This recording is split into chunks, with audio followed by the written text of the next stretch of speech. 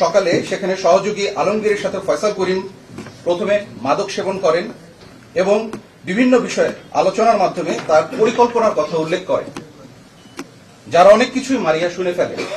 15 December আগারগাঁয়ে উপস্থিত ফয়সালের বোনের বাসা শনাক্ত করে ওসমান হাদিকে হত্যা চেষ্টায় ব্যবহৃত 2টি ম্যাগাজিন, 11 রাউন্ড গোলাবারুদ, বিপুল সংখ্যক চেক এবং অন্যান্য আলামত উদ্ধার করা হয়।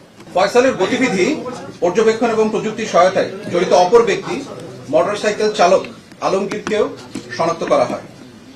ঘটনাস্থলে সিসিটিভি ফুটেজ পর্যালোচনা করে হত্যায় ব্যবহৃত মোটরসাইকেলটির সম্ভাব্য নাম্বার প্লেট ঢাকা মেট্রো ল 546375, যার মালিক মোহাম্মদ আব্দুল হান্নানকে মোহাম্মদপুর থেকে গ্রেফতার করা হয়।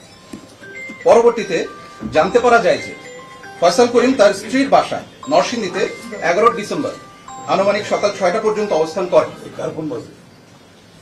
তারপর তিনি আগারগাঁওয়ের উদ্দেশ্যে রওনা করে আনুমানিক সন্ধ্যা 8টায় তার বোন জেসমিনের বাসায় পৌঁছান।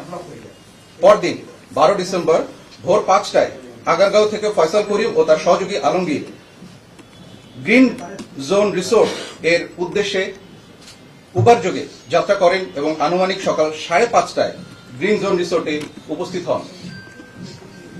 আগারগাঁও থেকে রওনার পূর্বেই ফয়সাল তার বান্ধবী মারিয়াকে ভোর 4টায় ওই রিসোর্টে উপস্থিত থাকার জন্য বলেন। তদন্ত সূত্রে 13 ডিসেম্বর 2025 তারিখে উবার চালক ও গ্রিন জোন রিসোর্টে বয়কে জিজ্ঞাসাবাদের মাধ্যমে মারিয়ার অবস্থান শনাক্ত করা হয় এবং আনুমানিক 2টার দিকে বাড্ডা এলাকা থেকে তাকে গ্রেফতার করা হয়।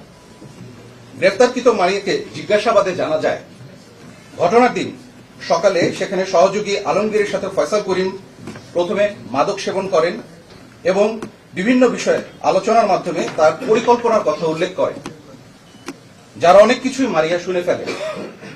এক পর্যায়ে মারিয়া বুঝতে পারেন যে ওসমান হাদির বিষয়ে তারা উত্তেজিত স্বরে আলোচনা করছেন।